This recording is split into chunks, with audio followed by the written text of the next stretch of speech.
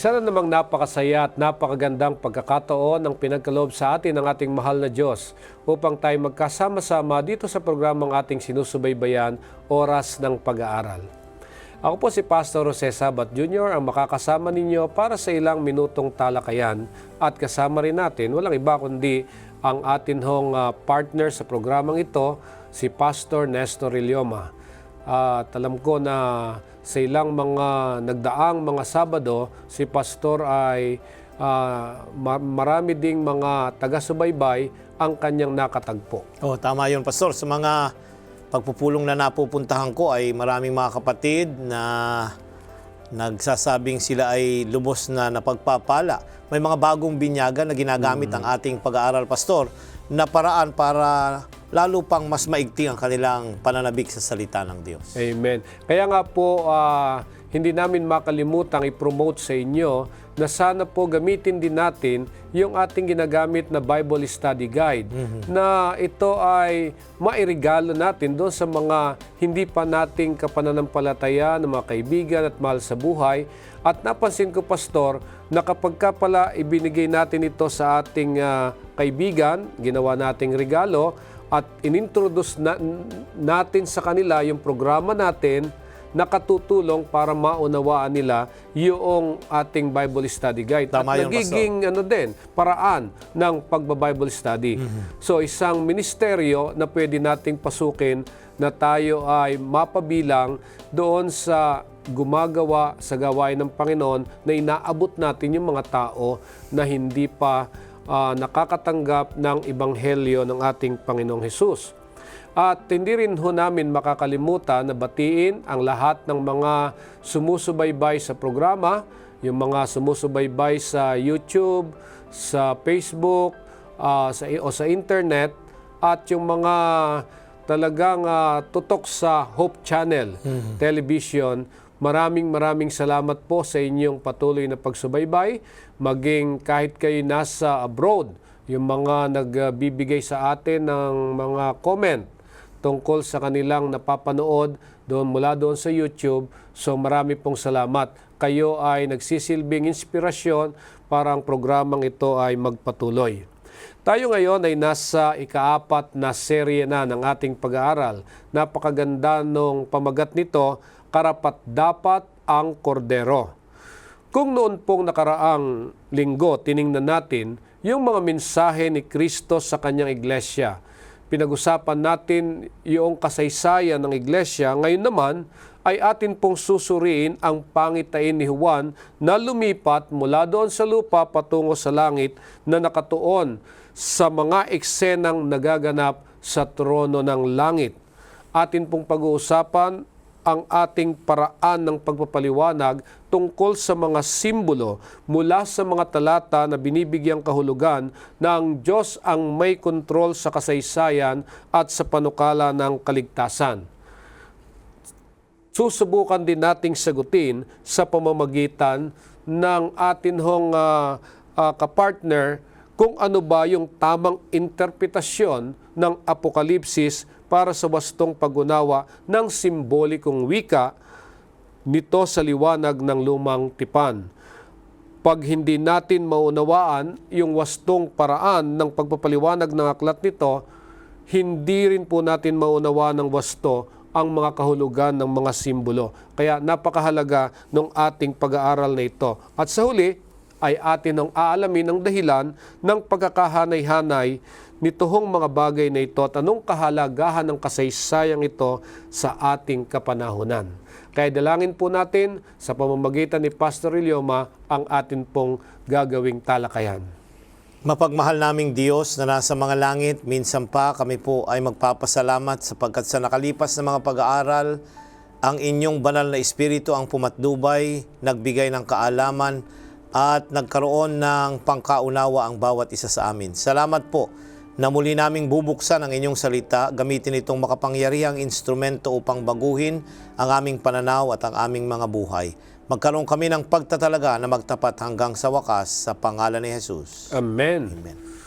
Atin pong buksan ang atin pong gagamiting talata na mula po sa Apokalipsis Kapitulo 5, talatang 5. Ang sabi po dito, at sinabi sa akin ng isa sa matatanda, huwag kang umiyak, narito, ang leon sa angkan ni Huda, ang ugat ni David, ay nagtagumpay upang magbukas ng aklat at ng 7 tatak nito. Ayan, Pastor, narito ang pangungusap sapagkat si Juan ay nagkaroon na ng kalungkutan sapagkat walang magbukas doon sa aklat na hawak-hawak noong anghel at mapapansin natin, Pastor, na ito ay binigyan ng pag-asa nang sabihin sa kanya na huwag siyang umiyak sapagkat ang leon ng Huda, ang ugat ni David, yun ay ang ating Panginoong Yesus. Ang dalawang titulo, yung Lion of Judah at saka Root of David, ay walang iba kundi ang ating Panginoong Yesus. Siya lamang ang karapat-dapat na magbukas ng aklat. Kaya nga, worthy is the Lamb. Ang kordero'y kinakailang karapat-dapat na sambahin at walhatiin sapagkat siya'y nabayubay na matay para sa kaligtasan ng kanyang mga anak. Okay. So, dito ho binanggit ang tungkol sa 7 tatak. Noong nakaraang linggo, pinag-aralan natin yung 7 iglesia. So, ano po yung tagpo naman na makikita natin mula dito sa mga aklat ng kabanatang 4 at 5 at ano ba yung nangyari sa mga kabanatang ito? Ayan. So, balikan natin, Pastor. Di ba tayo ay may 4 na divisyon? Natapos na natin yung unang divisyon, yung chapter 1 to chapter 3. Ngayon, papasok na tayo doon sa ikalawang divisyon, yung kapitulo 4 hanggang 11. Ngayon, pasisimulan natin sa pag-aaral na ito yung unang 2 kapitulo at mula dito sa kasaysayan na nangyayari sa balat ng lupa, ang tawag natin dyan ay horizontal view. Ayan, dito sa balat ng lupa, biglang itinaas tayo sa inanyayahan si Juan na makita ang langit. So, naging vertical, pataas na, nakita niya na nakabukas ang kinalalagyan ng luklukan ng Diyos doon sa langit at may mga sumasamba doon na mga hayop at mga 24 mga matatanda. Ito'y ating lilinawin sapagkat ang tagpong ito, Pastor, ay tagpo doon sa langit bago dumating si Jesus sa ikalawang pagbabalik niya. Yan. Ngayon ang tanong ay, paano ipinakita at inilarawan kay Juan yung makalangit na silid o yung trono? Yan, Kapitulo Doon sa langit. 4. Yan, Pastor, 1 hanggang 8. Yan, pansinin natin, sapagkat dito inilarawan kung ano yung naroroon, sino yung naroroon, ano ang nangyayari, at kailan ito nangyayari. Yan. Pagkatapos ng mga bagay na ito ay tumingin ako at narito ang isang 7 bukas sa langit at ang pintong bukas sa langit at ang unang tinig na aking narinig na gaya ng sa pakakak na nakikipag-usap sa akin ay sa isang nagsasabi, umakyat ka rito at ipakikita ko sa iyo ang mga bagay na dapat mangyari sa haharapin. Pagdakay napa sa espiritu ako at narito may isang luklukang nalalagay sa langit at sa ibabaw ng luklukan ay may isang nakaupo. At ang nakaupo ay katulad ng isang batong haspe at isang sardeyo at naliligid ng isang bahaghari na tulad sa anyo ng isang esmeralda. At sa palibot ng luklukan ay may 24 na luklukan at sa mga luklukan ay nakita kong nakakaupo ang 24 na matatanda na nadaramta ng mapuputing damit at sa kanilang mga ulo ay may mga putong na ginto. At mula sa luklukan ay may lumalabas na kidlat at mga tinig at mga kulog at may 7 ilawang apoy na mga nagliliyab sa harapan ng luklukan na siyang 7 espiritu ng Diyos. At sa harapan ng luklukan ay wari na may isang dagat na bubog na katulad ng salamin. At sa gitna ng luklukan at sa palibot ng luklukan ay may 4 na nilalang na buhay na puno ng mga mata sa kaharapan at sa likuran. At ang unang nilalang ay katulad ng isang leon, at ang ikalawang nilalang ay katulad ng isang guyang baka, at ang ikatlong nilalang ay may mukhang katulad ng sa isang tao. At ang ikaapat na nilalang ay katulad ng isang agila na lumilipad.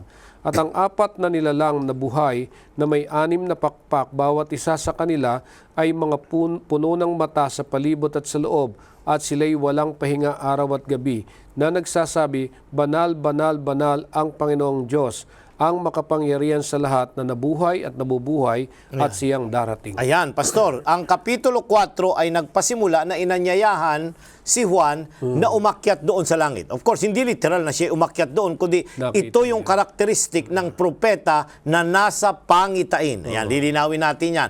Nakita niya, inalis yung kanyang pananaw, inilagay doon sa isang tagpo sa langit, nabuksan doon at mayroong tronong nakalagay at may nakaupo doon sa trono at may mga hayop na mga beast na sumasamba doon at mayroon ding 24 mga matatanda doon. May mga ingay, mga pakakak, may mga tawag doon, may rainbow, at kung ano-ano pang mga bagay ang pagka-describe ito. At mayroong dagat na parang bubog, sea of glass. Now, ito yung description doon sa nakita niya sa langit. Ito'y isang tagpo doon sa pag nangyayari doon sa langit sapagkat ito'y mahalaga na bahagi ng pagwawakas ng malaking tunggalian ng paglalaban ng masama at ng mabuti. Ito ay ang senaryo na ito ay yung pagsamba doon sa langit. Yeah. So sa makatwid, itong mga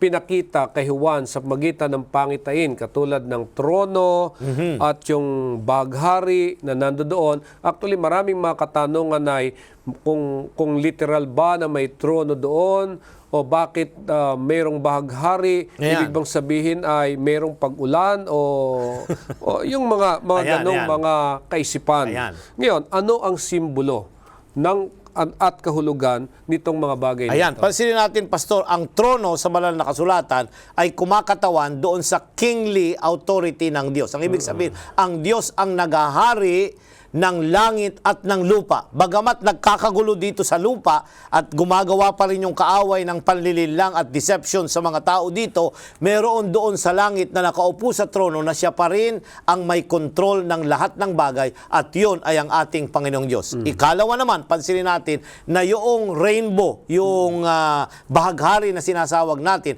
kung papansinin natin, ang bahaghari ay ibinigay unang-una pagkatapos ng baha doon sa lumang tipan sa aklat ng Henesis, at ito ay kumakatawan sa katapatan ng Diyos sa pagtupad ng kanyang mga pangako. Pansinin natin yung Henesis Kapitulo 9, 13 hanggang 16, Pastor.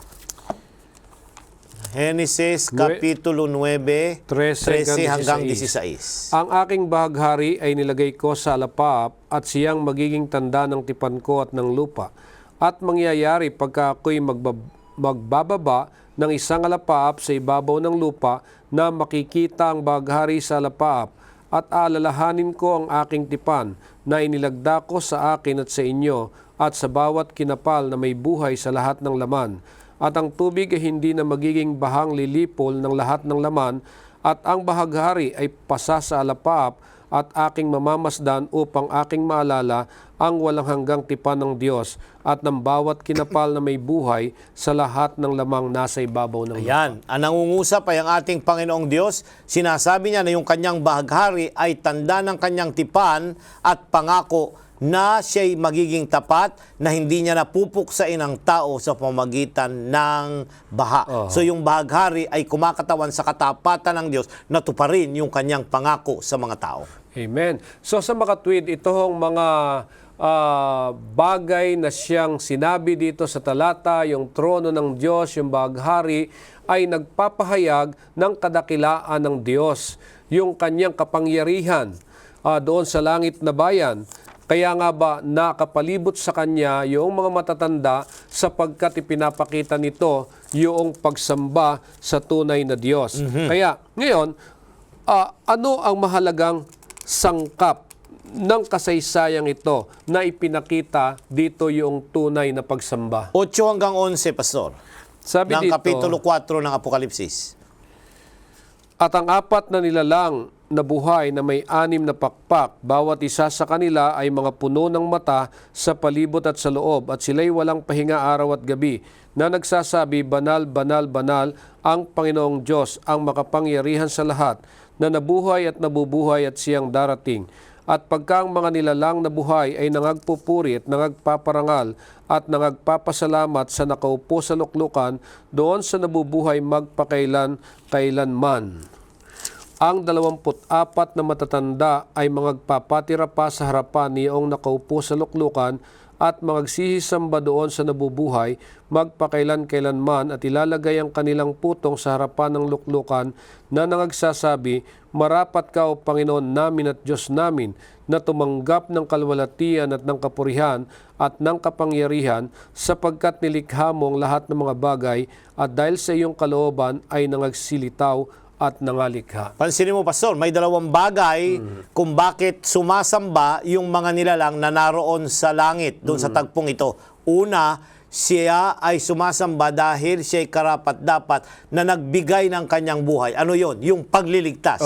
So ang basis ng worship, isa, Pastor, ay siya ang ating tagapagligtas. Ang ikalawa, dito sa talatang 11, siya ang lumalang, ang lumikha ng bahat ng bagay. So dalawa ang basis ng ating bakit pagsamba. Siya ang nagligtas, siya rin ang manlalalang sa atin. Now, kasama nito, dito tagpong ito, Pastor, na element ay yung adoration, thanksgiving, confession, at supplication. Ito yung bahagi ng ating mga panalangin na makikita nating kabahagi dito.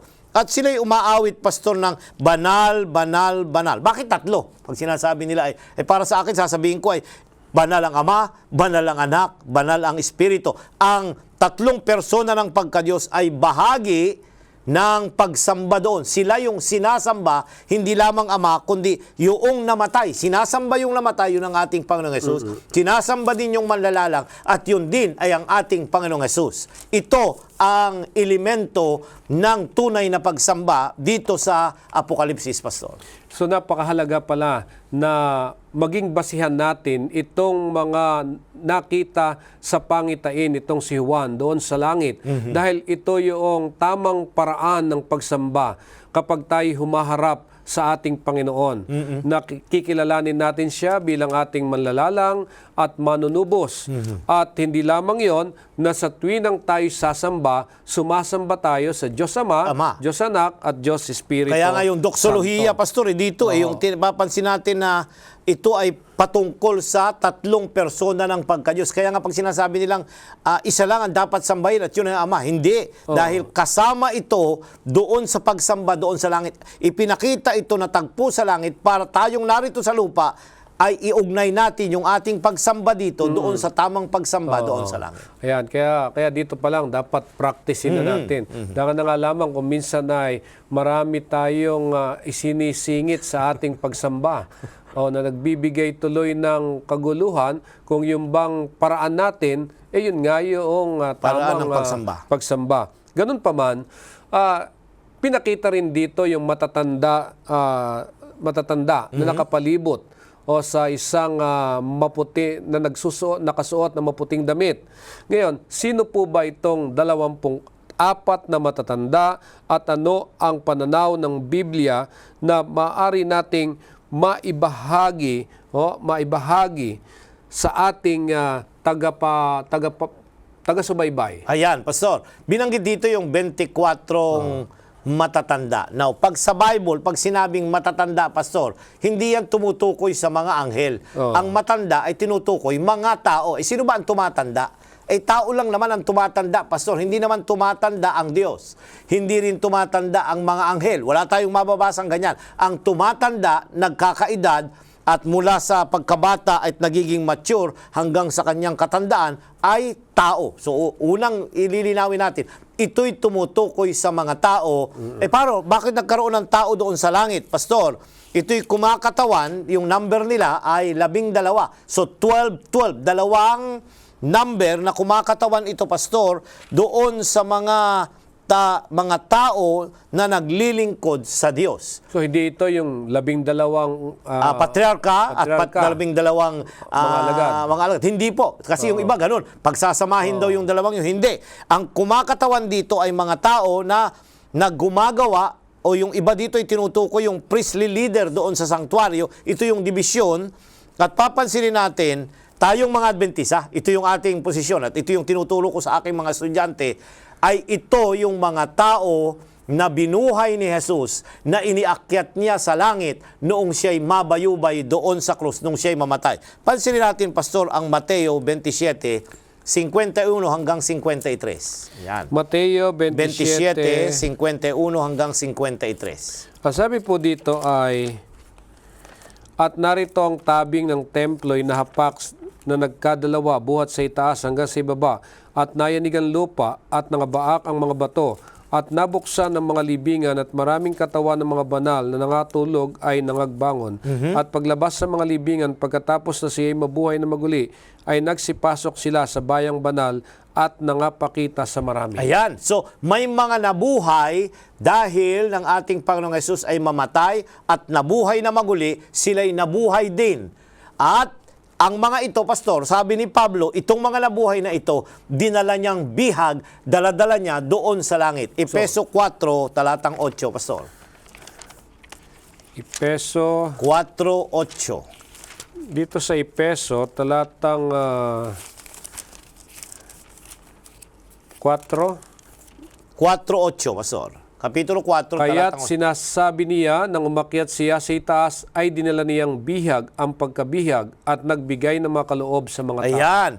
Nang siya'y umakyat sa langit, nagdala siya ng mga bihag. Captive ito, nang ibig sabihin, hindi yung captive na talunan, kundi kanyang unang mga bunga ng kanyang pagkabuhay. Ito yung mga na-resurrect dahil sa kanyang kamatayan doon sa krus at pagkabuhay na maguli. Dinala niya ito doon sa langit. At tayo, ang tayo nating mga Adventista ay ito yung mga 24 representation ng mga namatay na iniakyat niya doon sa langit na sumasamba. Ito yung mga matuwid. Kung babalikan natin kanina doon sa Mateo ay mga matuwid itong mga tao na karapat-dapat dalahin doon sa langit So, na ibig bayan. niyo pong sabihin, Pastor, ay meron talagang special na resurrection. Ayan.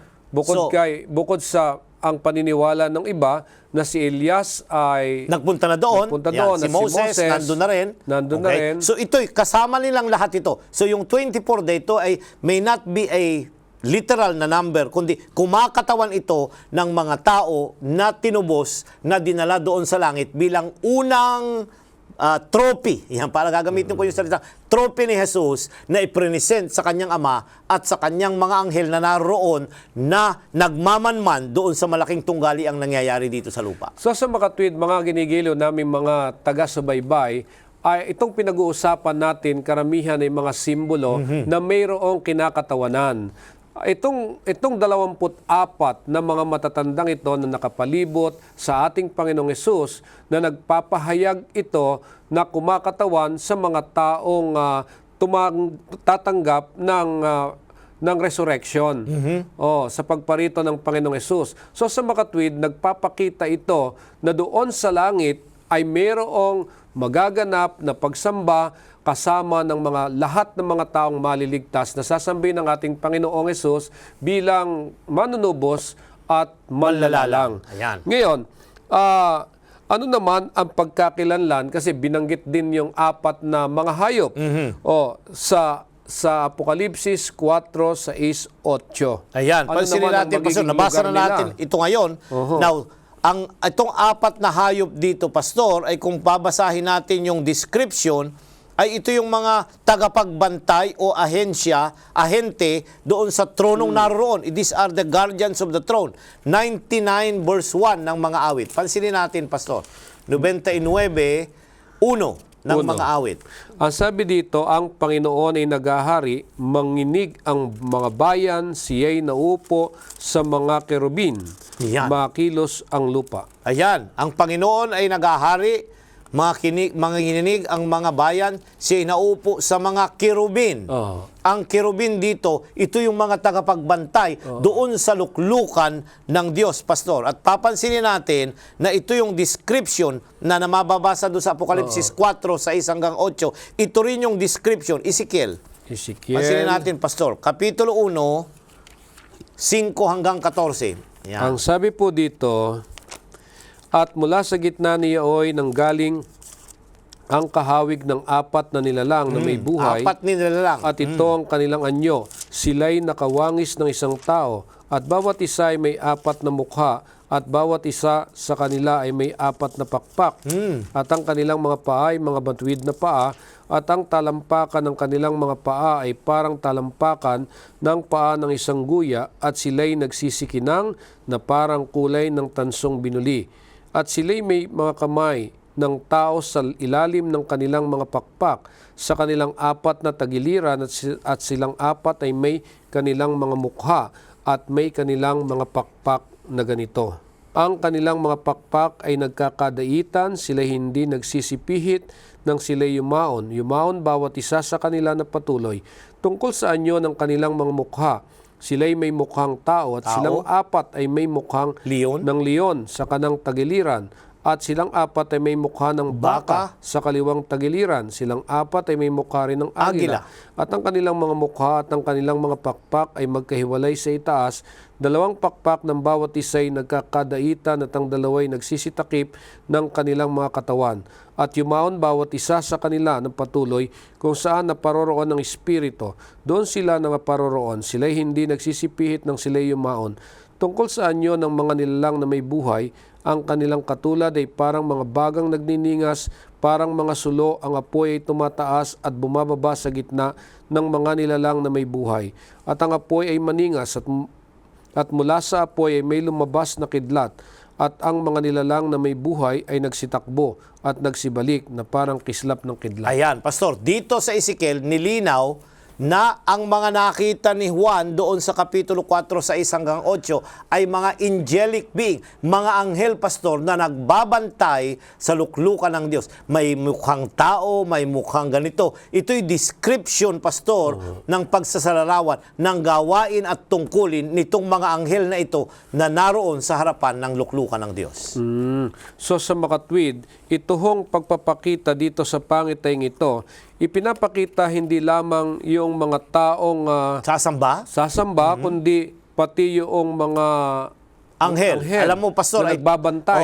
2/3 ang naiwan na anghel. So, marami 1/3 lang ang nakuha. Kaya marami ito na nasa palibot ng luklukan ng Diyos. Ito yung mga messenger at tagapagbantay ng mga taong nagtitiwala sa Diyos dito sa lupa. Marami silang gawain. So, ibig sabihin kung imaginein mo yung kalagayan sa langit, ang langit ay puspos ng kalwalhatian. Dahilan sa mga nilalang ng atin hong mahal na Panginoong Diyos. Ngayon, dumako naman tayo tungkol sa tinatakang aklat. Ayan. Dito sa Kapitulo 5, talatang 1, Pastor.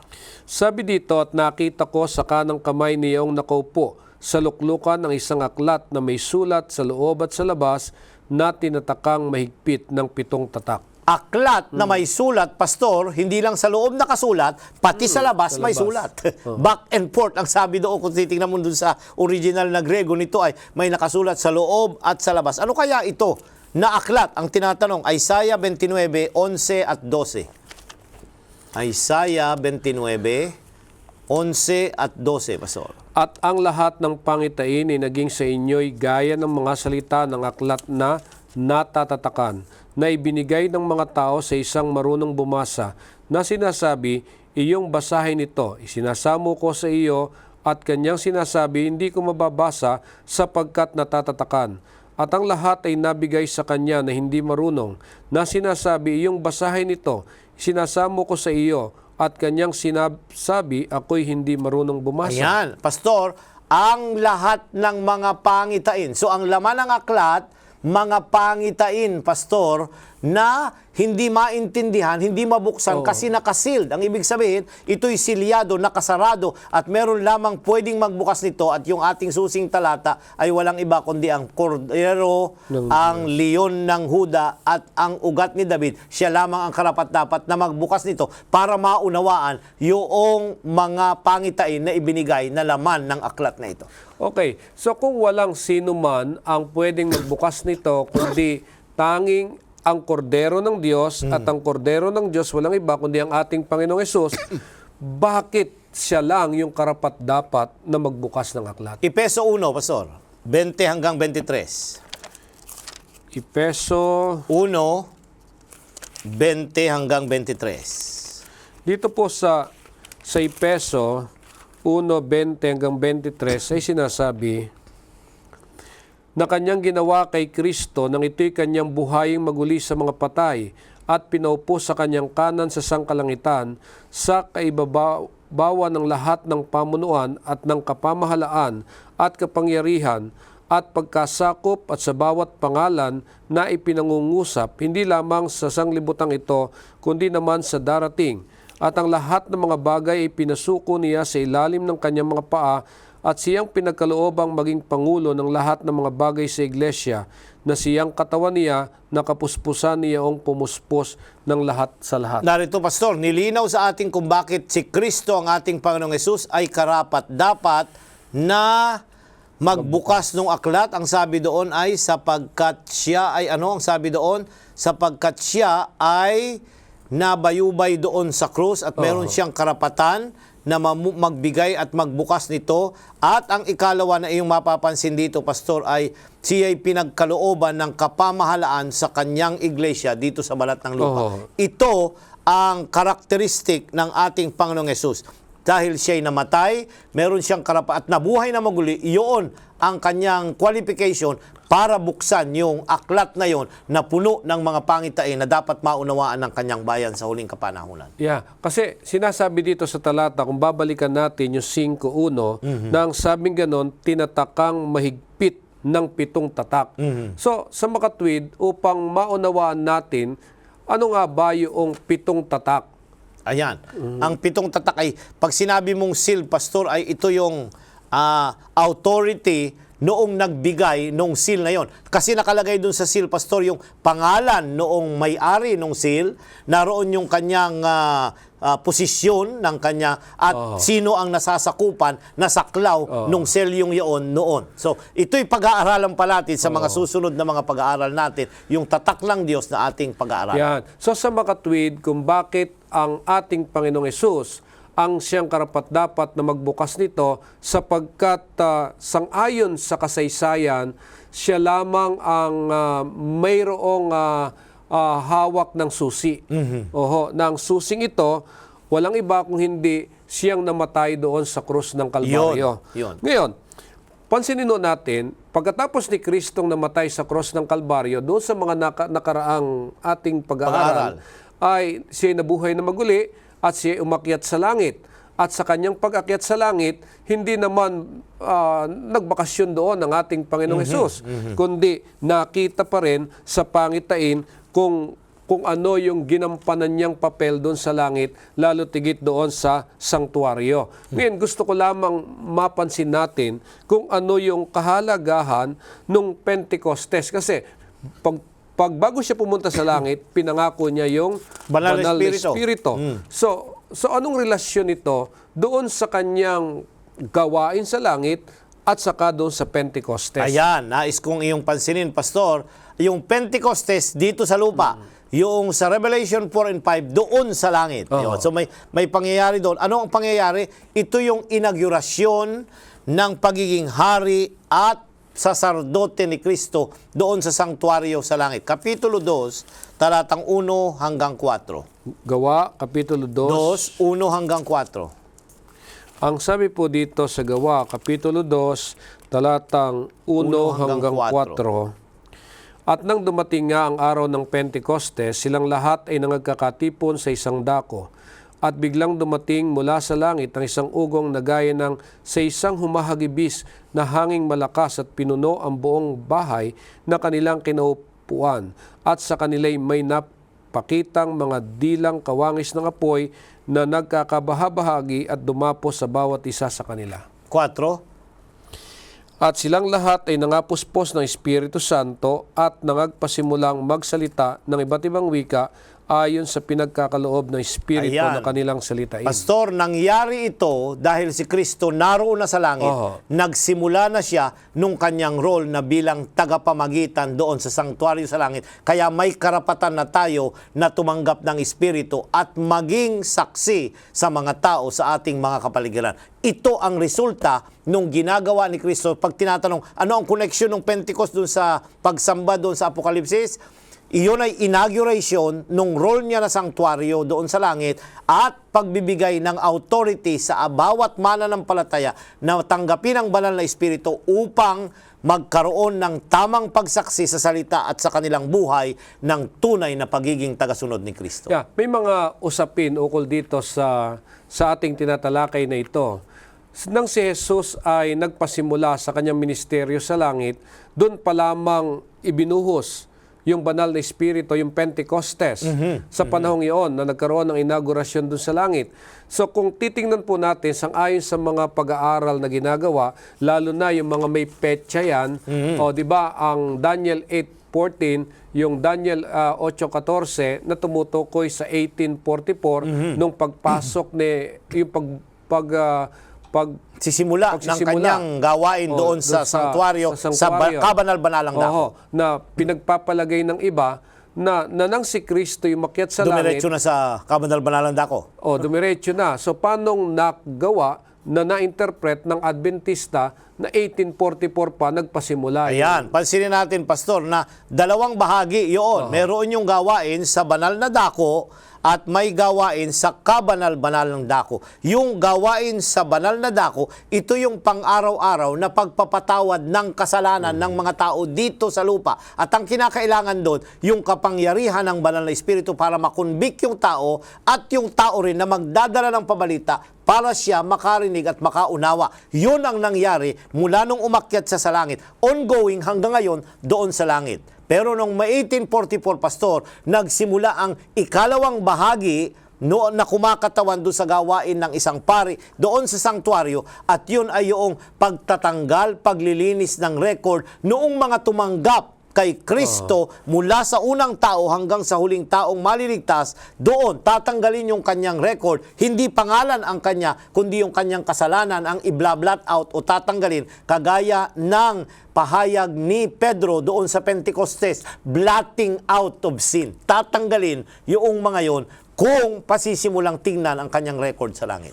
Yan. So, napakaliwanag po nung pagkakapahayag sa atin ng ating Panginoong Hesus. Kasi ito yung mga issue na kanilang pwedeng gamitin para ma-reject yung pagka-Diyos ng ating Panginoong Hesus at ang kanyang naging papel doon sa sanctuaryo sa langit. So ngayon, maliwanag po na tayo bilang mga Adventista, ito yung ating malaking kontribusyon. Correct, Pastor. At sabi natin, ang gawain ni Kristo sa langit ay priestly. Hindi po prophetic, kundi priestly. Ang priest ay dalawa. Siya yung naglalapit ng tao sa Diyos. Kaya nga, hindi niya pwedeng hawakan ang tao bilang Diyos. Hahawakan niya ang tao bilang tao para mailapit ito sa Diyos. Pero at the same time, hahawakan niya ang Diyos dahil siya ay Diyos. Hindi pwedeng humawak ang ordinaryong tao sa Diyos. Pag sasalubungin niya ito, at ito yung tinatawag na mediatorial work. Yan. Amen. Yung tagapamagitang gawain, yung likas niya na tao at Diyos, yun ang makapangyarihang magbubuklod para maibalik ang samahan ng isang taong nagkasala sa isang banal na Diyos. Yun yung role ni Kristo na God-man noong siya'y umakyat na doon sa langit. Amen. Alam niyo kapag pinag-aaralan ko ito at narinig ko yung ganitong mga paliwanag, lalo kong nadarama na mayroon tayong kakampi. Tama yun, Pastor. Tayo'y lumalapit sa Panginoon. Correct. Diyos. At tao yung Nagtatanggol, ating kakampi doon. Kaya pag sa sinasabi nilang tao yung Kristo ninyo, tama. Tao siya bilang aking tagapamagitan na maglalapit sa akin. Pero Diyos siya kung ang a-approachin niya ay Diyos na naroon sa langit. Ngayon, tingnan po ninyo kung ano yung ating pag-asa at yung ating kalakasan sa pagkilala natin na si Jesus ang ating saserdote at darating na hari sa langit. Ayan. Gawa Mula sa Kapitulo langit. 2, Pastor. Gawa Kapitulo 2, 32 hanggang 36. Gawa Kapitulo 2, 32 hanggang 36. Ang Jesus na ito'y binuhay na maguli ng Diyos at tungkol dito'y mga saksi kaming lahat. Palibhasa nga'y pinarangal ng kanang kamay ng Diyos at tinanggap na sa Ama ang pangako ng Espiritu Santo, ay binuhos niya ito na inyong nakikita at naririnig, sapagkat hindi umakyat si David sa mga langit, datapwat siya rin na nagsabi, sinabi ng Panginoon sa aking Panginoon, maupo ka sa kanan ko, hanggang sa gawin ko ang mga kaaway mo na tuntungan ng iyong mga paa.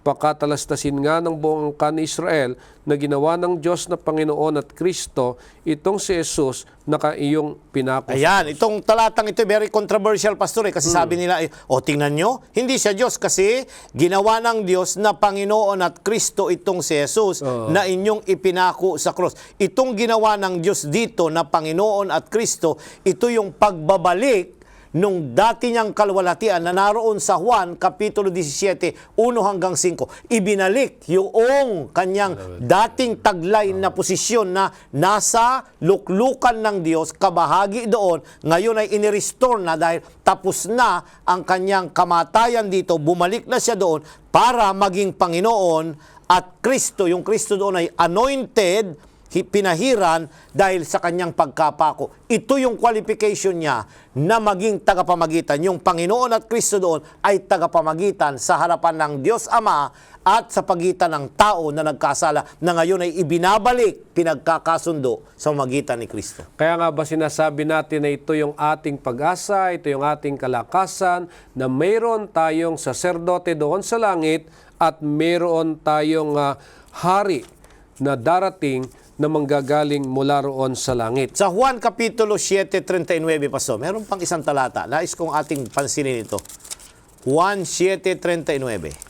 Juan 7:39. Ngunit ito'y sinalita niya tungkol sa Espiritu na tatanggapin ng mga magsisampalataya sa Kanya sapagkat hindi pa pinagkakaloob ang Espiritu sapagkat si Jesus ay hindi pa niluluwalhati. Ayun, hindi pa niluluwalhati. Ito yung ginagawa, kaya yung term na ginawa, ang ibig sabihin, niluwalhati na siya. Ang ibig sabihin, tinanggap ang kanyang sakripisyo at ibinalik na siya doon sa katatayuan niyang pantay at kapantay ng Ama doon sa langit. Ayan. Itong di maintindihan ng marami. Sabi nila, hindi, mas maliit siya. Hindi, kundi ibinalik na siya nakapantay doon sa kinalalagyan niya bago siya magkatawang tao. Kahit sa mga sulat ni Pablo, sinasabing hinubad niya yung kanyang pagkatao. Ayan. So, ibig sabihin, sa panahong ito, ay wala pa. Kaya nga hindi pa. Pero nung umakyat na sa langit, Pastor, nagsimula na yung kanyang mediatorial work, pagiging tagapamagitan doon, ibinalik na yung kanyang prerogative as God, Redeemer, and Creator. Yeah. Ngayon tingnan po natin sa aklat ng Hebreo. Kasi ang Hebreo ay kinikilala natin na ito yung pagpapaliwanag ng tungkol sa gawain ni Jesus doon sa langit, lalo tigit sa sanktuaryo. Paano ba natin mapagkakatiwalaan ng aklat na ito sa katotohanan na si Jesus ay parehong ating saserdote at darating na hari? Ayan, 4:16, Pastor ng Hebreo. Saserdote, paring namamagitan, 4:16. Sabi dito, magsilapit nga tayong may pagkakatiwala sa luklukan ng biyaya upang tayo magsipagtamo ng awa at makasusumpong ng biyaya upang tumulong sa atin sa panahon ng pangangailangan. Magtiwala nga tayong may pagkakatiwala sa luklukan ng biyaya. Naroon, papansinin mo kung talatang 15, Pastor, sapagkat tayo walang isang dakilang saserdote na hindi maaaring mahabag sa ating kahinaan, kundi isa na tinukso sa lahat ng mga paraan, gaya rin naman natin gayon may walang kasalanan. Yan, Pastor, wala siyang kasalanan, natukso siya ng lahat ng mga klaseng tukso, kaya pwede siya tayong ipamagitan doon sa langit. Yun yung priestly mediation. Now, tingnan natin doon sa 8:1 ng mga Hebreo. Sabi dito, ang kinauuwian nga ng mga bagay na aming sinasabi ay ito, mayroon tayong isang dakilang saserdote na nakaupo sa kanan ng luklukan ng karangalan sa mga langit. Yan. Pag binabasa mo ito, parang ginagawa nilang literal nasa kanan, luklukan.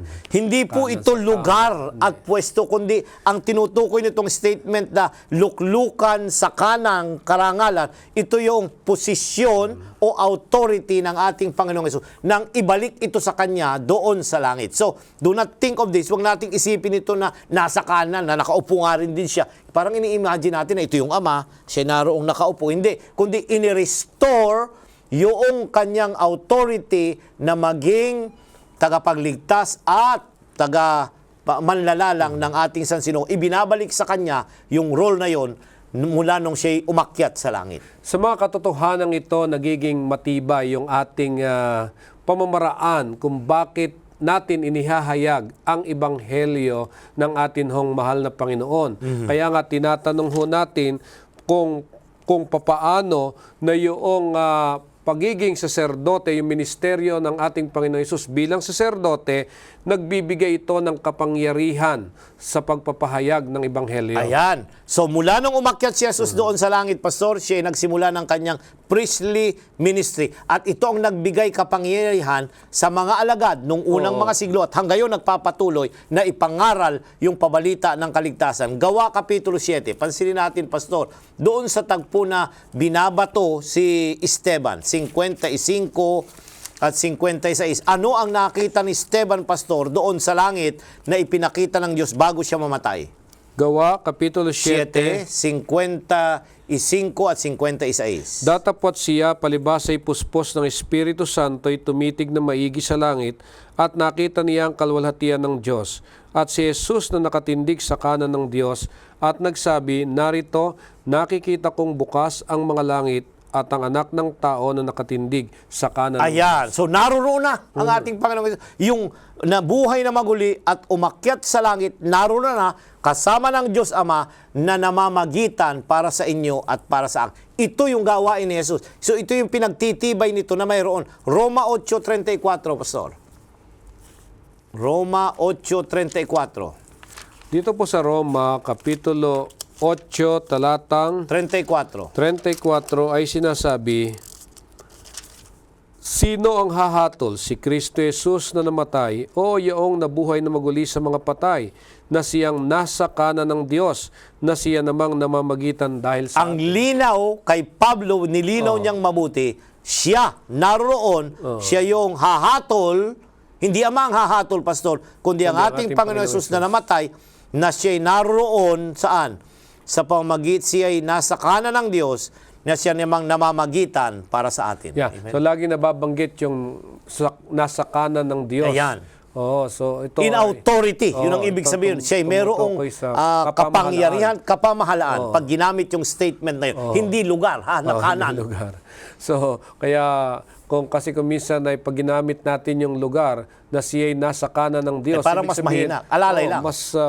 May mas mataas. May mas mataas. Ayan. Hindi yun ang concept nagkakamali dito. tayo ng interpretation. Ayan. Or in either way, ang magiging interpretation natin, kung may nasa kanan, may nasa kaliwa, yung Holy Spirit. So, itong mga ganitong mga pagpapaliwanag ay hindi ho naaangkop para lubos nating maunawaan ang katayuan ng ating Panginoong Hesus. Manapay, napakaganda nung naibahagi sa atin ng ating Panginoong Hesus nang siya'y umakyat dun sa langit ay muli niyang kinuha, muling ibinalik sa Kanya yung Kanyang kalwalhatian. Bago pa nagkasala ang tao, naroon na siyang kasama ng Ama. Yun yung kanyang isinaisang tabi or emptied, sabi doon sa kasulat at saka ni... yung kapamahalaan. Yan. At dahil dito, siya ngayon ay nagkaroon na ng authority para gampanan yung kanyang tungkulin doon sa Kaya nga, santuario. yung tagpo, ibabalik natin, Pastor, doon sa Revelation 4 and 5, ang ating Panginoong Hesus, ibinalik na yung kanyang halwalhatian. Kaya nga, worthy na siya na sambahin ng lahat ng tao at ng mga anghel doon sa langit. Mga ginigilo namin mga kaibigan, dito ho sa ating tinatalakay, ito ho yung mga basihan kung bakit mayroong Seventh-day Adventist Church. Napapansin niyo po yung identity ng ating iglesia sa mga turo at mga aral na ating pinagsimulan. Ngayon, tingnan natin paano ito naiuugnay doon sa Sabat. Bakit yung papel ni Kristo bilang tagalikha at manunubos ay naging sentro ng ating pagsamba kaugnay ng Sabat? Ayan, Pastor, yung Sabat, yun yung araw. Yun namang Sabat, nagpapakilala na siya ay ating manlalalang at tagapagligtas. So, maraming laman yung pabalita ng Sabado, Pastor. Pinapakilala nito kung sino ang dapat sambahin, yun ang manlalalang. At ito rin ay tanda ng Diyos na ibinigay para sa kanyang bayan na ito'y tatak niya. Pag-aaralan natin ito, ito yung seal niya at yung seal na yun ay yung nagpapakilala kung sino siya, ano ang kanyang nasasakupan at ano ang nasasaklaw ng kanyang autoridad. Amen. So, mga ginigilo namin mga kaibigan, napakarami ding mga simbolo ang atin hong na touch dito ho sa ating talakayan at ito naman ay naipaliwanag sa ating malinaw. Ngayon, isa na lamang yung katanungang nais ko itanong kay Pastor Ilioma. Sa lahat ng mga pinag-aralan natin ngayon at tinalakay, ano yung kahalagahan nito sa atin hong kapanahunan na sa ating iglesia? Pastor, hindi tayo pwedeng sumamba kahit na sa araw ng Sabat kung hindi natin siya kinilala na tagapagligtas at manlalalang ng ating mga buhay. Dalawa ito. So tuwing tayo papasok sa kapahingahan at pagsamba sa araw ng Sabat, dapat kinikilala natin siya ang ating manlalalang at siya ang ating tagapagligtas. At inihahanda niya tayo dun sa kanyang gawain sa langit na namamagitan siya dahil nagkakamali pa rin ako, nagkukulang pa rin ako. Pero sapat ang kanyang kalakasan para sapatan ang aking kahinaan at hindi dapat ako matakot sapagkat siya'y nasa aking tabi sa magitan ng banal na Espiritu. Amen. So napakagandang mensahe nito sa bawat isa sa atin na nakakagawa ng mga pagkukulang sa Panginoon. Subalit hindi naman nangangahulugan na samantalahin natin yung ibinibigay niyang mga panahon, kundi madama natin ng ating Diyos, ng ating Panginoong Hesus ay nagmamahal sa atin at nais niya kung tayo nagkakamali, tayo bumalik sa Kanya at siya'y mamamagitan sa atin upang gawin tayong karapat-dapat sa harapan ng ating Panginoong Diyos. So Pastor, napakaganda ng mensahe mula dito sa dalawang kabanata na tinalakay natin ng Apokalipsis 4 at 5 na siyang nagbibigay gabay sa ating iglesia, lalo tigit sa atin na nabubuhay sa kawakasan ng kasaysayan ng sanlibutan.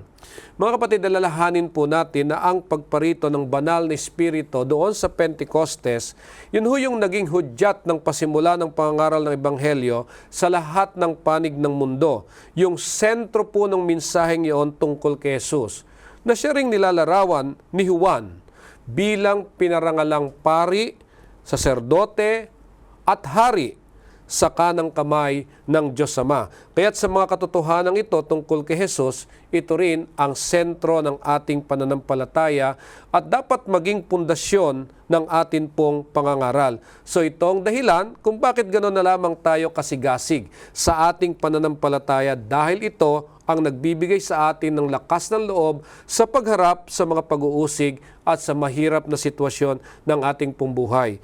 Kaya nga po, mga ginigiliw, mapapansin po ninyo sa kasaysayan ng mga alagad, maraming mga taong tumugon sa pangangaral. At yun yung hindi natin dapat kalimutan, na tanging mabuting balita ng kaligtasan kay Kristo lang ang maaaring makapag-abot at makapagbago sa puso ng tao at makapag-akay ng taong tumugon sa panawagan ng walang katapusang ebanghelyong matakot sa Diyos, walatin siya at sambahin siya. Kaya ang tanging pag-asa po natin na kay Kristo lang ang ating tagapagligtas, siyang ating saserdote at hari sa sanktuaryo sa langit, siyang kasama ng kanyang bayan at darating magiging kasama ng lahat ng maliligtas hanggang sa katapusan ng sanlibutan. Amen. So mga ginigiliw, purihin ang Panginoon, napakaganda ng mensahe na dala ng ating pag-aaral na ito. Subalit bago po tayo magkaroon ng panalangin sa pagtatapos, ating saksihan ang tanging awitin na ibabahagi sa atin ng ating kapatid.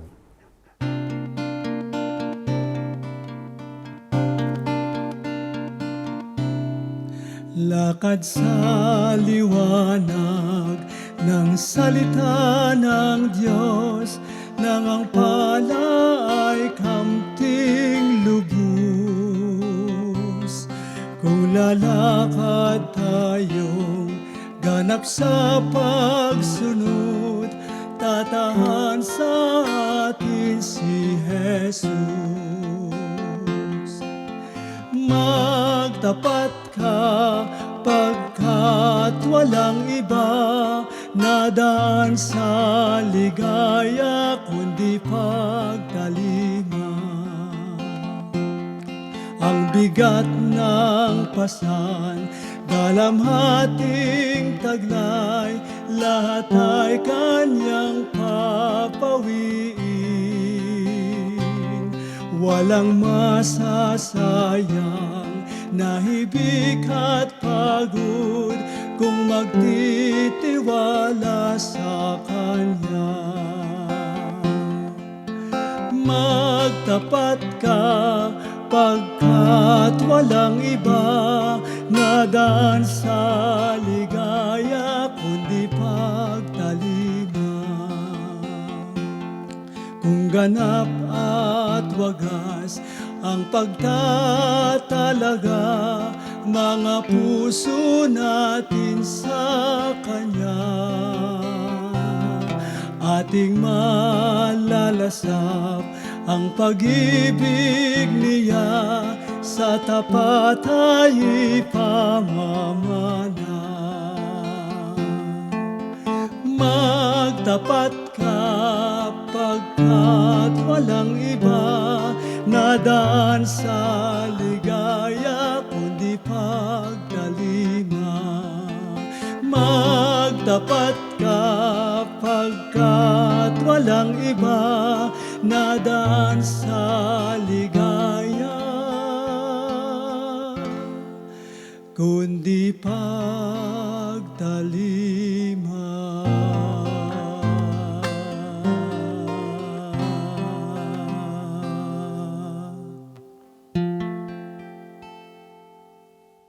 Maraming salamat sa magandang awitin na ating nasaksihan at napakinggan.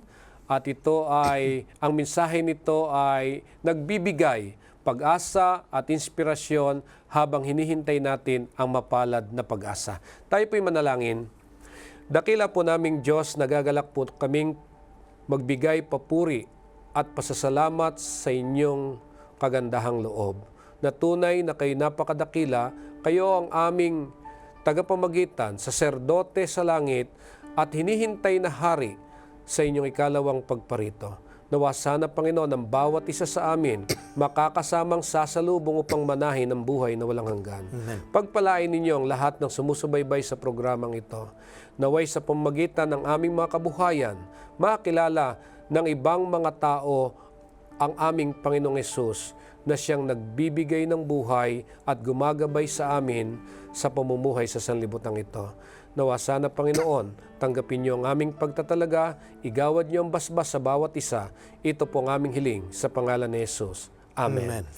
Muli po mga ginigiliw, maraming salamat sa inyong pagsubaybay sa programang ito. Sana'y muli namin kayo makasama sa susunod na serye. Gumaganda ng gumaganda ang ating pag-aaral dito sa Aklat ng Apokalipsis.